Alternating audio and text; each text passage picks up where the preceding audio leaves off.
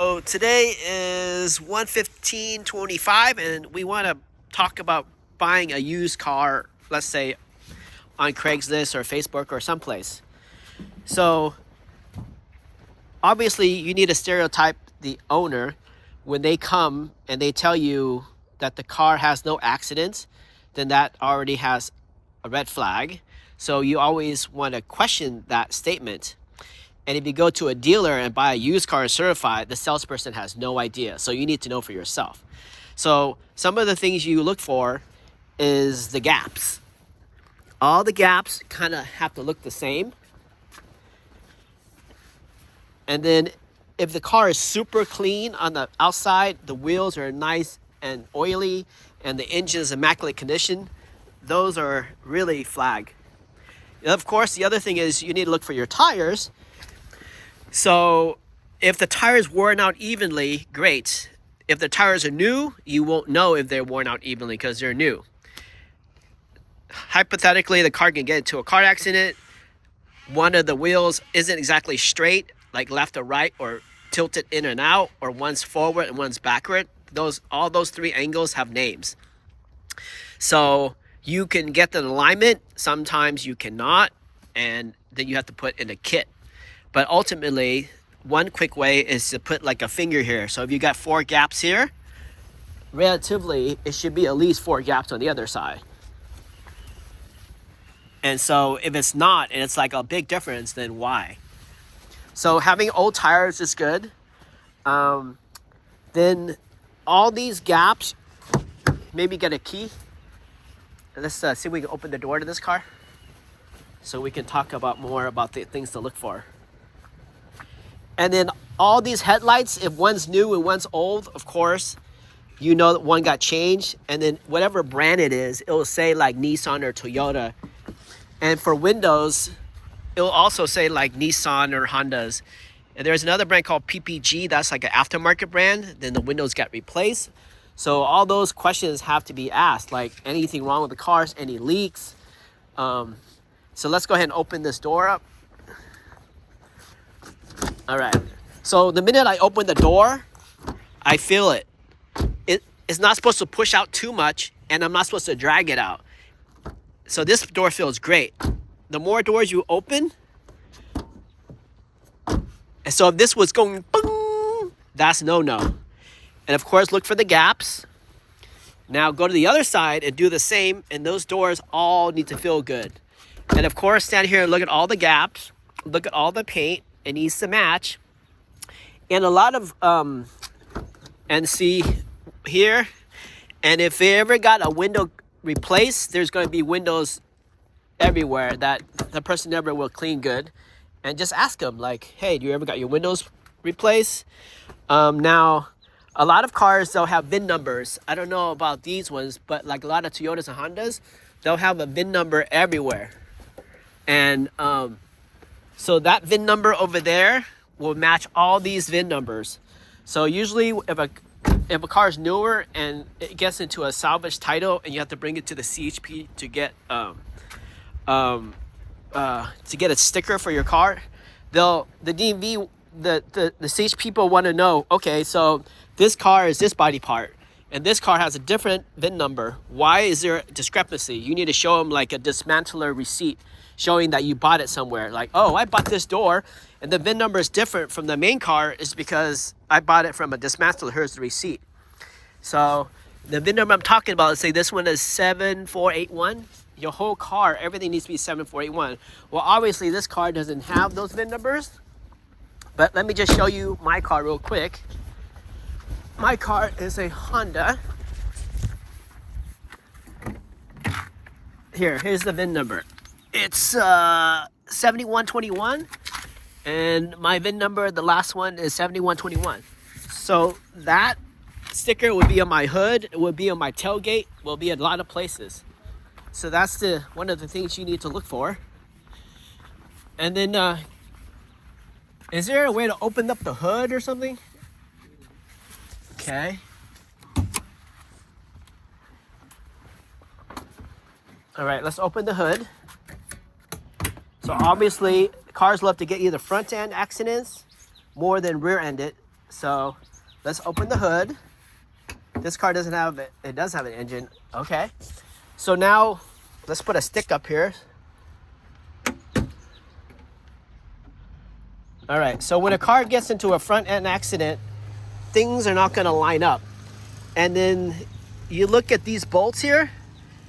If this hood was replaced, the person would have to open these bolts, replace the hood, and put another hood on. And the minute they do that, these bolts will be missing some paint here. And when it's missing paint here, that's called witness marks. And you would ask the person, hey, what happened to this hood? Why was it replaced? And then the person, they said, the car never got into an accident, but I don't know. Or, oh yeah, I forgot, my wife drove it or my daughter drove it and they did get in an accident. So I apologize, I forgot about that. So that wins credibility back. But if they're like, nope, never got in an accident, and you see these things, those are telltale signs of the person may not be honest. Now, another thing is, if this hood was replaced with an aftermarket hood, they would have all these stickers.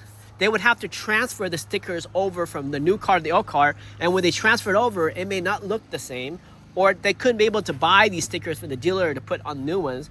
Or if it was a California car and the hood they got was a federal car, when the stickers transfer over, it's not the same.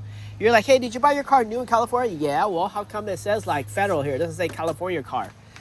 And then the other thing is you want to do is, hey, is this car always lived in California? And you open up and like everything is so rusty. So you see this aluminum here? Aluminum does rust or oxidize, but this is a California car and all of it shows California. If this was like Reno, Nevada, anything snowy, it will be way more rusted. So rust will, the weather, the rust will get into all these things. So that's like, you don't want to do that either.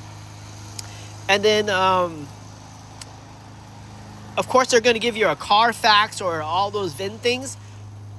If someone never reported the car into the insurance company, then it never gets registered. Or if they go to a shop that isn't registered, every time they do the repairs, it doesn't go to the database to show that it got a tune-up or it got repaired. So you want to, I would not rely on those things, but if the person's credibility is good and they say they take care of it, and overall it looks pretty good, where you see an old car and you see the new car sitting in the driveway and like you're at their house. So those are all great things. And of course, if you have a scanner, you would put the scanner in and you will look at something called like an integrator. GM calls like integrator block learn, but the new category I forgot. But basically, let's say there's 135 steps positive, 135 steps negative. And you look at that category, it's called short-term fuel trim and long-term fuel trim. If you look at the short-term fuel trim and it's very positive or very negative, that's telling you that the computer is trying to compensate for this car getting old or something damaged, where the car is naturally, for example, if you see very positive, that means somehow this car is leaking fuel, consuming too much fuel. It's doesn't have enough fuel, and so the computer has to add more fuel for whatever reason. That's why you see a positive number. And a negative number, let's just say these fuel injectors, they're leaking, and the computer's, from seeing the tailpipe being burned, it will take away fuel, and then to make the car run right, that'll be a negative number. And that's so the same with air. Let's say you have air coming in and computer knows that that's the amount of air, but for whatever reason you got to cut behind that sensor, then too much air is leaking in, and then that'll show up in the tailpipe, and then the computer is going to have to reduce the amount of fuel to match those extra air. Then you'll see a negative number too.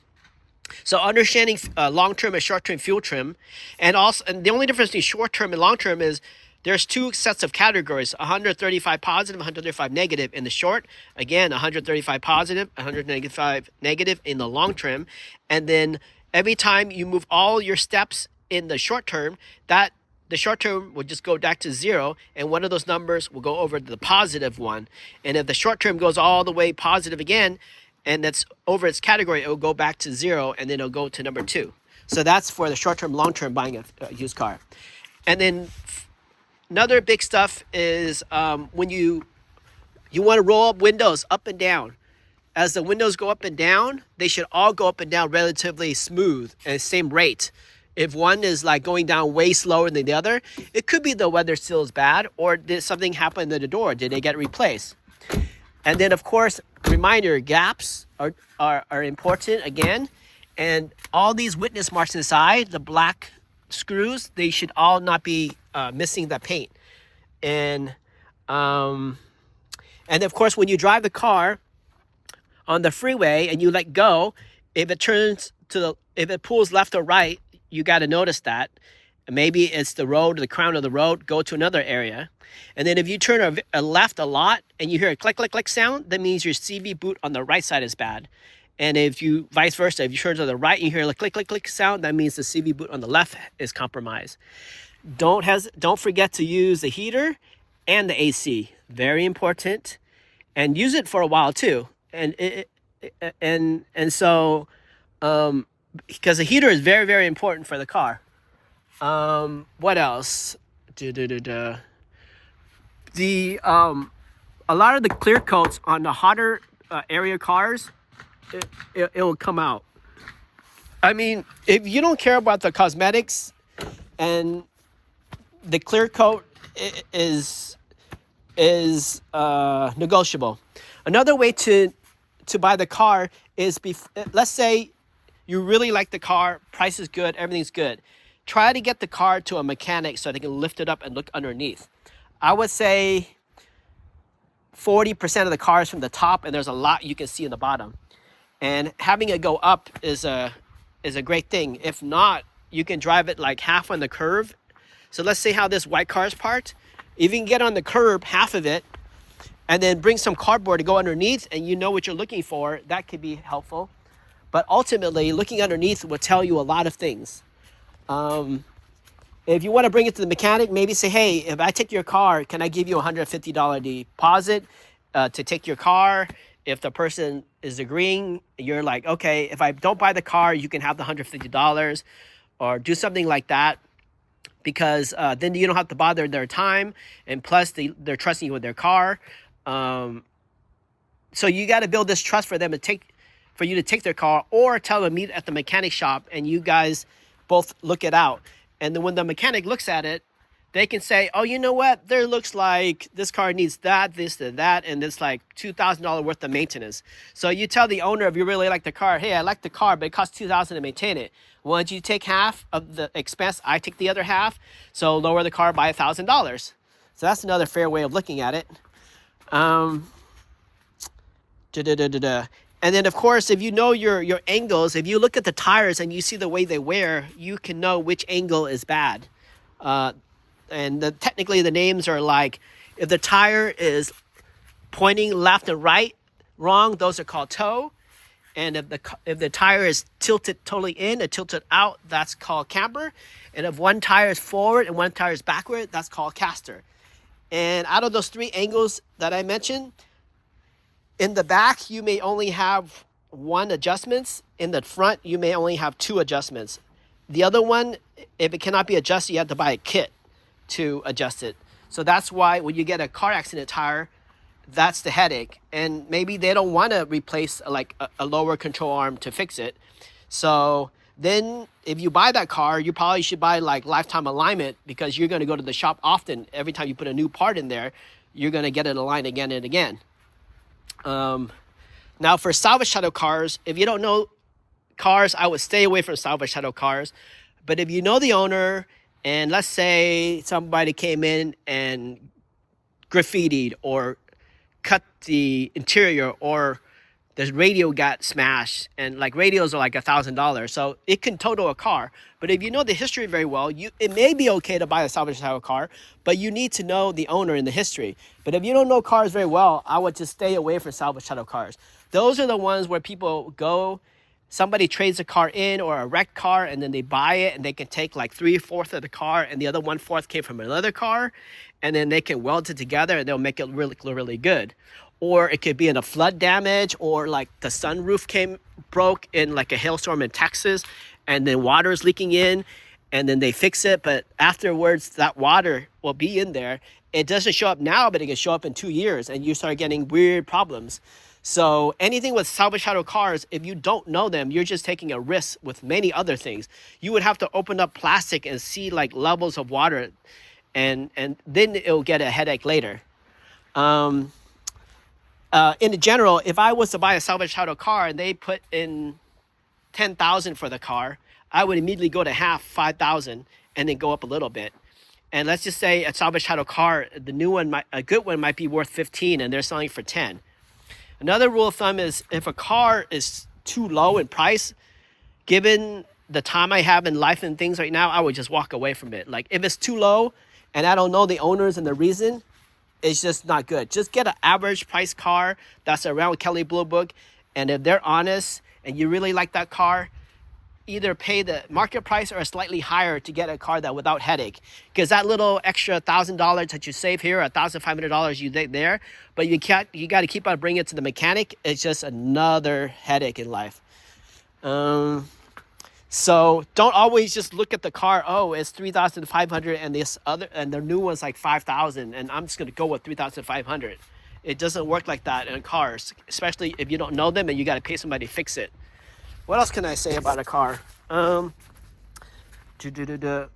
when the car runs, you can tell from the exhaust. Another thing is, if you come there and the car's cold in the morning, that's usually when it runs the worst. So if you were able to come there, check on the oil level, and if the oil level is legit, then you start the car when it's cold. While it's idling, you will see like it will either idle bad or smoke's coming up, and when the car warms up, the smoke goes away. Because when it's cold, there's like valves, and these valves, they don't stop the oil very well. Or in the morning, the oil seeps through the valves and it's deposited in the engine. And when you start it up, you see like a gush of smoke. But once the car drives and warms up, it's not there. But that's when you see the car at the person, they already warmed it up in a nice day, but you bring it home and then it's like, huh? What's up all the smoke? That's because you didn't start it up in the morning with the owner. And be careful with cracks, because a lot of modern day cars, they have like lots of sensors. So cracks can cost you a lot of money. They're like, oh, let me just take off like $500 for the crack. Well, some of these windshields are like in the thousands because they have like all this technology to monitor. And then any airbag lights on means the whole airbag light. If like an SRS light came on, that means the whole system is off. So if you don't put a scanner there and figure it out, if you get into a wreck, none of your airbags will work. So that's how they built the system. Then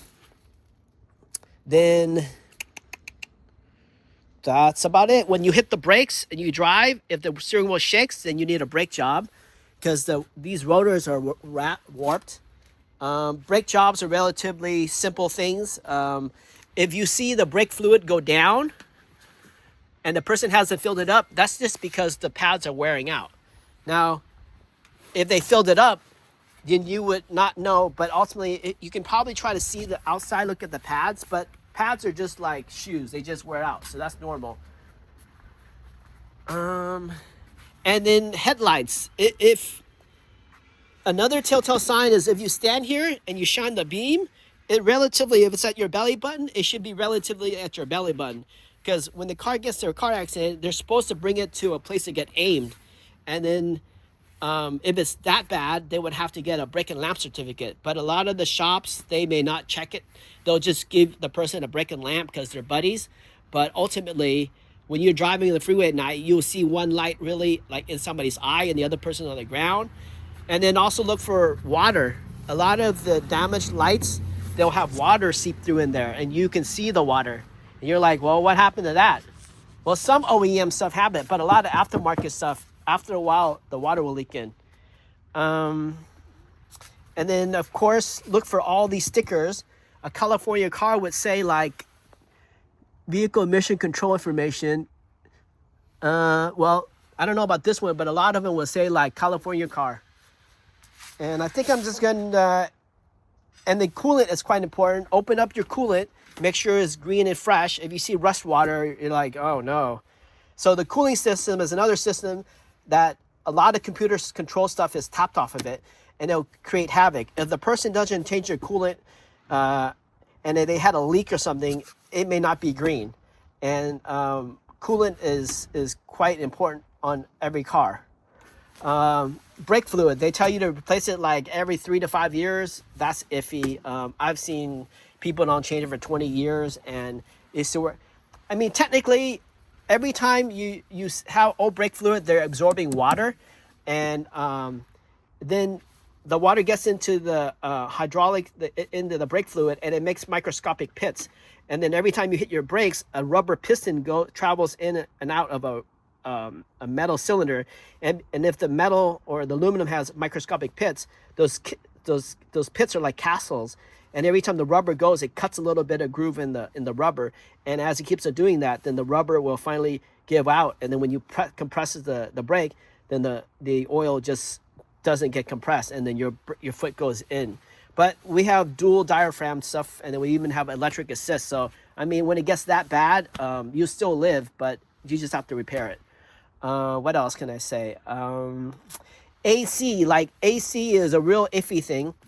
If a car got into a fender bender and then the person didn't change their AC well, the AC will work great. But when you get to like 110 degrees or 117 in Las Vegas, all of a sudden your AC doesn't work well. Well, there's a receiver dryer in these systems, and a lot of shops, like if they cut corners, they'll replace the damaged item, but the receiver dryer is going to sit there for like weeks. And its job is like, it's like these little bags when you buy like a Nike shoe or any kind of shoe. They give you these bags or beef jerky. Its job is to take out the moisture, because moisture inside the AC system turns to acid, and then they don't replace the receiver dryer, and that thing gets saturated with water, and then they seal back everything and they make it work. Well, it'll work great, but later on moisture will get more in there, or it cannot get rid of the moisture, and then you have issues. So damaged cars, the quality of the work of the person who did it makes a difference, or else you're going to get major headaches. I would say any bill that's more than $5,000 for an old car is kind of iffy. 7,000 to 10,000, anything past 10,000, I might walk away with if it had a damage bill. But I mean, the car could be like $60,000 new, so the insurance company would pay $10,000 to get repaired. But as the car gets older, and if it's like a $10,000 repair bill, I mean, that's getting very major, and you just kind of never reach the level of original. And when that happens, you may just not want to buy that car and a lot of these shops, the body shops, they're like, I give you a lifetime warranty. If you go to like a AAA approved or a Geico, your work is approved for the life. But I don't know, does that apply to when you sell the car to the second owner? Well, like, you know, when you got there, the guy says, oh, I went to an approved store, it's lifetime warranty. But when you come back and you're the second owner, will that shop honor it? And but in general, if you have two cars, and if you can pick the one that's not damaged, that's just better way to go. All right. Thanks for listening to this 23-minute video. Risker out.